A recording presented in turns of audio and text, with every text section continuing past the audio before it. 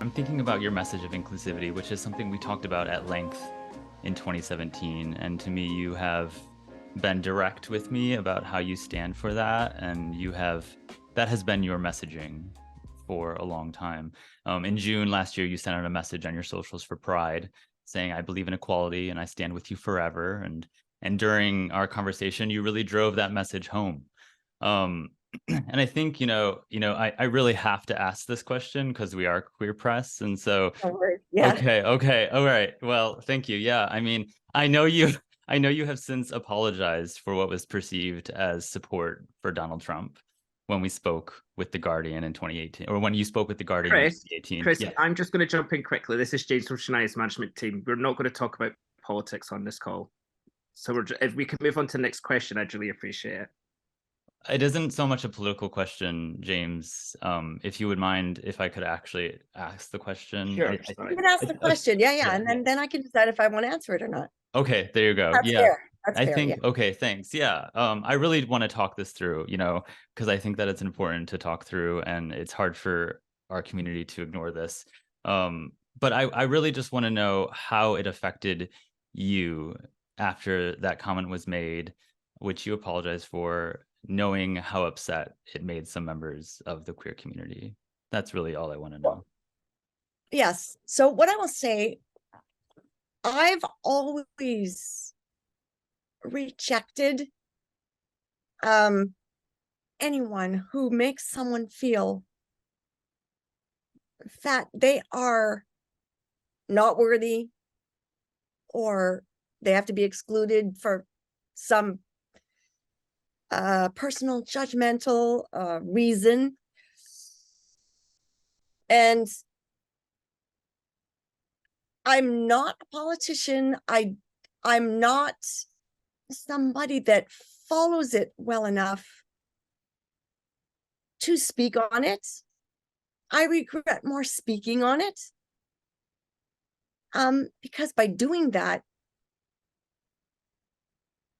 in that, and this goes for everything as well, in that setting, I wasn't able to explain why and what elements, the whole picture. Sure. And so in realizing after how hurtful it was to even to say that, I really regretted it because I thought, wow, I would never want to support a policy that would ever do that. I would never personally do that. And yeah, so it's good. I think it's also good to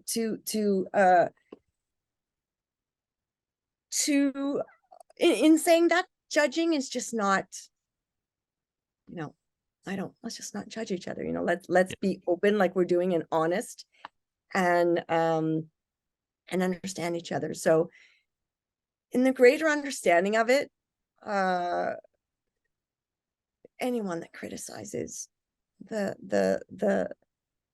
importance of the community of the LGBTQ plus and just is doesn't belong, does not belong anywhere in my support system, of my support. So no, we need more love, we need less criticism, less judgment. And that means for everything, everyone. And everyone has a right to their own opinion. And I regret that anyone felt that I would ever have felt that it was okay to exclude LGBTQ plus. Thank No you. way. Thank you. Thank you for saying that. Mm-hmm. I appreciate it, as a gay person, who has been affected by administrations, but is also a fan of yours, quite frankly, since I was a kid. Totally. I still understand that. I think it's important though that we separate our, policies are not, it's its own realm. Yeah. I should never have spoken on it. Period. It sounds like it's funny when, you are Shania Twain. I'm not sure that you go through your life thinking about how big your platform is. And then you say something Yes. and then maybe it reframes exactly how far your words can spread.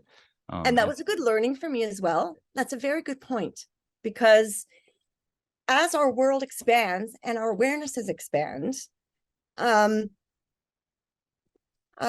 Queen of Me, even just that was a big part of defining myself for myself, saying, okay, you're queen of your successes and you're queen of your failures. You're queen of your good judgment and your bad judgment. You got to take responsibility for yourself. And the way I feel now is probably not the way I'm going to feel in 5 years from now about certain things, because the world is evolving all the time and it's changing. And change with the right intentions is only a positive thing. We need change. We need to evolve. We need to mature. And this has been a great, it's been a great eye-opener for me, understanding too that yes, it's more important to me as I get older. I care less about people's criticism, but I care more about my effect on others. Mm. And that's just being more aware of what that really means. And it's great to talk to somebody like one-on-one about just two people, what one person said, even though not directed in that way at all, affected you and probably so many other people, and then in turn affected me in a very positive way. It's good. Yes. And, knowing that chat we had in 2017, I felt like you were feeling it. And really that's what I wanted to know, is how you felt. So I really appreciate you sharing that with me. Oh yeah, reflection does a lot of good. We learn so much. Yeah. Well, we had 3 years of, time at home to be able to self-reflect, and so that helps, I think, a lot. But, is there anything else you'd like to say on that note before we move on? I wanted to talk to you about allyship a little bit. Okay. No, I'm good. Okay. And thanks. I'm glad that we got to revisit the question in it with a different objective. Yes. Okay, good. I'm happy that you're happy. Or a clear objective. Yeah. Yeah, I think it clarified a lot.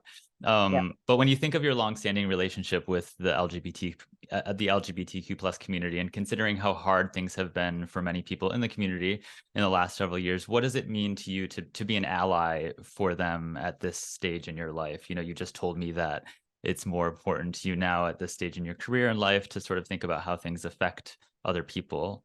So as far as allyship, what does it mean to be an ally for you at this point?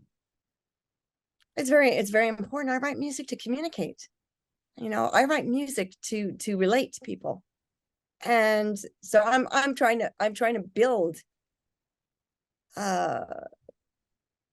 relationships through music, friendships through music, with people that I can't know in person, So music is it's my avenue. It's my way of reaching out. And so what I say really does matter to me, in what it means to everyone else that's receiving it. And that, mostly through the music, obviously, because I do more music than I do talking.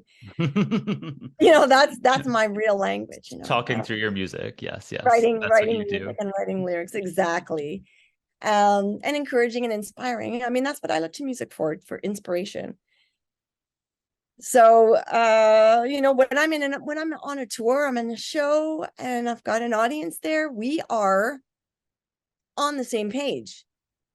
We're all from very different backgrounds. We're all different ages. We're all coming from different cultures, realities. You are the bridge. But music is the bridge, not me. Yeah, there you go. Okay. So what I say is very important in that sense. It's the music that should do all the talking.